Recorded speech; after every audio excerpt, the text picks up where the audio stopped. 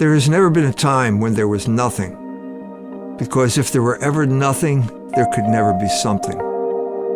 There has never been a time when there was nothing but chaos. Order cannot come from chaos, because that which is cannot come from that which is not. There has never been a time when man was not aware of an ultimate reality upon which he depended for his existence. The first name man gave to that ultimate reality was God. In every language and culture, God was a father who lived in the sky.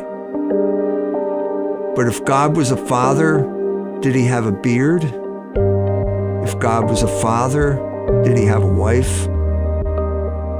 The first attempt to deduce the characteristics of God from the world man knew ended up in the dead end known as mythology, whose best expression was Homer's Iliad. At around the same time that Homer's epic went from oral to written form, a group of Greeks in Ionia on the coast of Asia Minor abandoned mythology and began to look for some substance in nature as the basis for ultimate reality. They looked at the world and they said, there's got to be a bigger principle here. Maybe it's water, which is what Thales said, or maybe it's fire, which is what Heraclitus said. But fire was an expression of something more basic, and he claimed that the most basic principle of all was logos. And so suddenly you have this deeper understanding, first of all, that there is an order. It's not a static order. It's moving. There's a force behind this, and this force is unstoppable. Unstoppable. 500 years later, St. John the Evangelist brought this discussion full circle when he said that in the beginning there was Logos, and Logos was God. God, it turns out, was a father, but he didn't have a beard or a wife.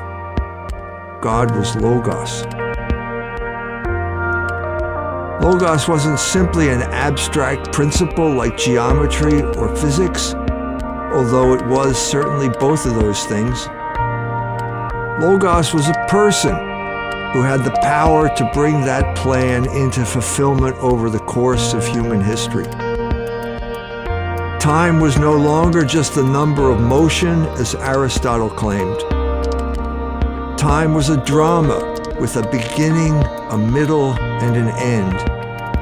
It was like the Greek plays Aristotle described in his Poetics. And because we were creatures of Logos, we could now understand that plan in the same way that the Greeks of Athens understood Oedipus Rex. The history of Logos found its culmination in the Logos of history.